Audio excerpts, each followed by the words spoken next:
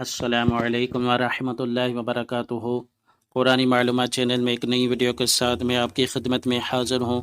आज मैं आपको सूरतुल फातिहा के बारे में बताऊँगा। सूरतुल फातिहा की क्या क्या फ़जीलतें हैं मैं बताता हूँ आपको। इमाम दारमी, इमाम बहक़ी वग़ैरह की रवायत है कि रसूलुल्लाह सल्लल्लाहु तआला अलैहि वसल्लम ने फरमाया कि सूरत फातिहा हर मरज़ की दवा है। इस सूरत का एक नाम शाफिया, एक नाम सूरतुश शिफा है, इसलिए कि ये हर मरज़ के लिए शिफा है।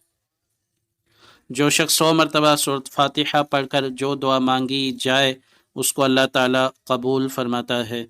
अगर किसी घर में जिन रहता हो और परेशान करता हो तो सूरत फातिहा और आयतुल कुर्सी और सूरत जिन की इब्तदाई 5 आयतें पढ़कर और पानी पर दम करके मकान के अतराफ व जवानिब में छिड़क देने के बाद जिन मकान से चला जाएगा और इंशाअल्लाह ताला फिर ना आएगा। बुजुर्गों ने फरमाया है कि फजर की सुन्नतों और फ़र्ज़ के दरमियान में 41 बार सूरत फातिहा पढ़कर मरीज़ पर दम करने से आराम हो जाता है और आँख का दर्द बहुत जल्द अच्छा हो जाता है, और अगर इतना पढ़कर अपना थूक आँखों में लगा दिया जाए तो बहुत मुफीद है।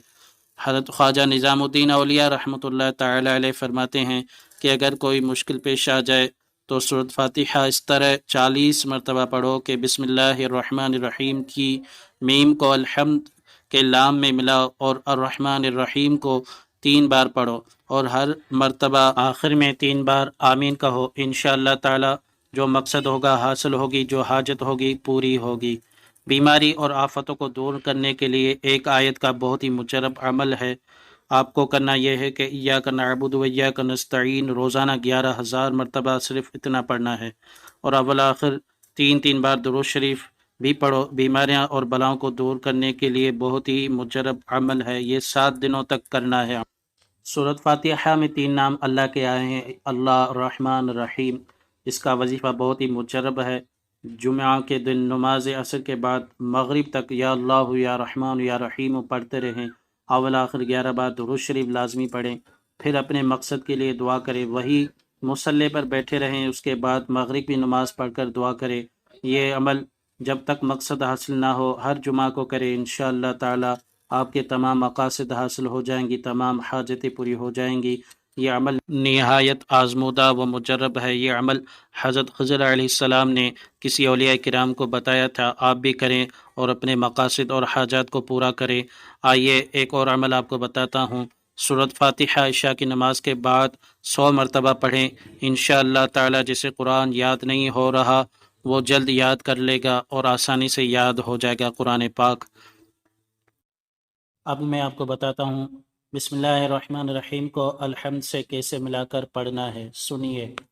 बिस्मिल्लाहिर्रहमानिर्रहीम अल्हम्दुलिल्लाहि रब्बिल आलमीन अर्रहमानिर्रहीम मालिकि यौमिद्दीन इय्याका नअबुदु व इय्याका नस्तईन इहदिनस सिरातल मुस्तकीम सिरातल लज़ीना अनअमत अलैहिम गैरिल मग़दूबि अलैहिम वलद्दाल्लीन आमीन।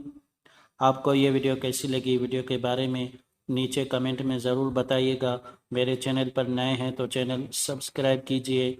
मिलते हैं अगली वीडियो में, तब तक के लिए अल्लाह हाफिज़। Thanks for watching.